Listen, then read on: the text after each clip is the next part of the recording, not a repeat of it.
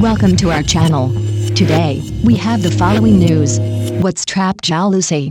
When you click on Zhao Lusi's Weibo today, the message that pops up is stark. This account has been closed to the user's voluntary request and is now unavailable. This was no sudden disappearance. Zhao Lusi had announced her exit beforehand during a live stream, and once the deregistration process was complete, she left behind a blunt farewell. "I'm so happy. Those who don't like me, please stay away. From now on, no one will say I'm buying trending searches." At first glance, quitting Weibo might look like quitting the toxic whirlpool of trending hashtags, gossip, and relentless commentary. But in reality, things are far more complicated. Leaving a single platform does not mean leaving behind the web of discussions, speculations, and controversies that follow any celebrity.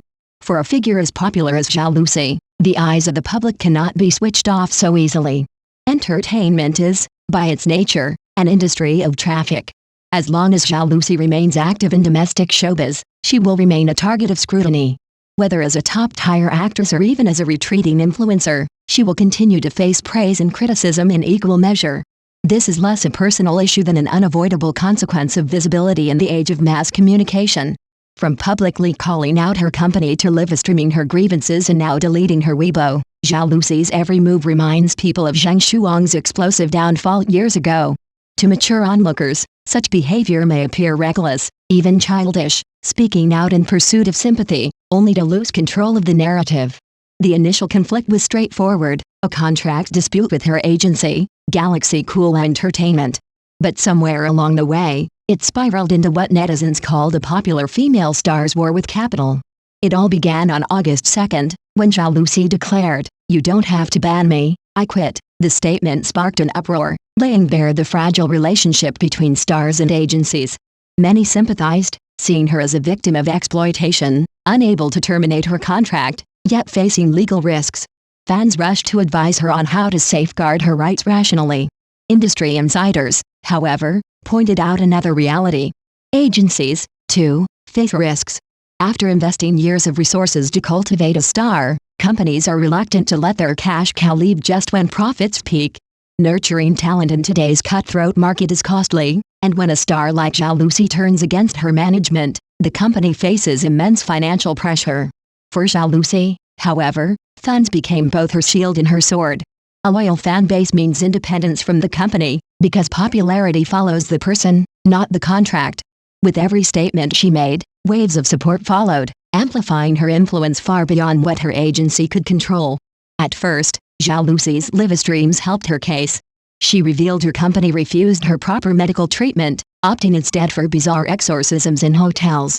She admitted she still wanted to film and work, showing the public a vulnerable yet determined side of herself. Public sympathy rose. But as live streams continued, her tone shifted. She began straying into topics unrelated to her contract, vague accusations that others were messing with her, cryptic mentions of rival artists, and personal complaints that seemed detached from her legal battle. These comments provided endless material for gossip accounts, igniting fan wars and diluting the seriousness of her original grievance. Instead of focusing on labor rights, audiences became distracted by her insinuations and emotional outbursts. The narrative grew chaotic, and Zhao Lusi herself seemed trapped in a cycle of oversharing and backlash. The underlying issue remains unresolved. Zhao Lusi's contract has 4 years left. She no longer wishes to fulfill it, but her options are limited. One option is to endure, continue working, maintain exposure, and survive the remaining years under her agency's management. This demands patience but avoids legal risks. The second option is to buy her way out, pursue litigation, pay massive penalties, and hope to rebuild independently.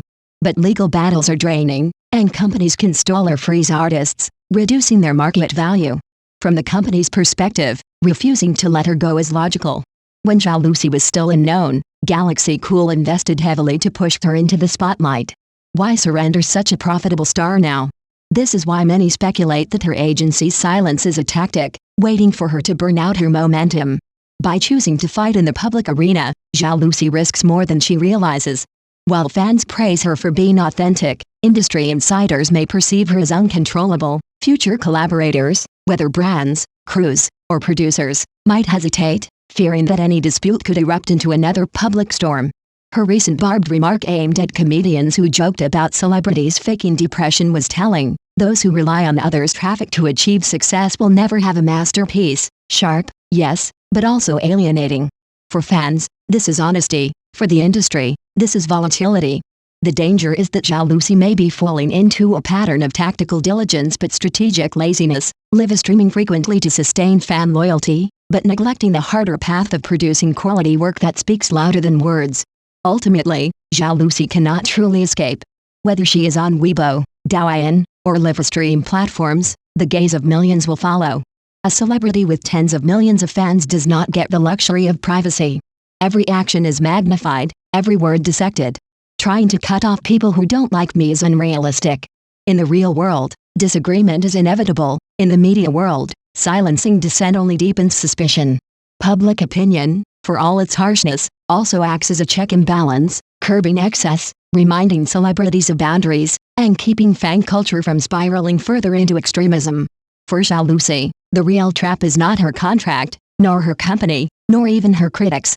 The trap lies in refusing to accept diverse voices, in equating criticism with hate, and in choosing emotional outbursts over rational solutions. The storm will eventually pass. The question is, when it does, will Xiaoluci have grown stronger, or will the industry find her too unpredictable to embrace again?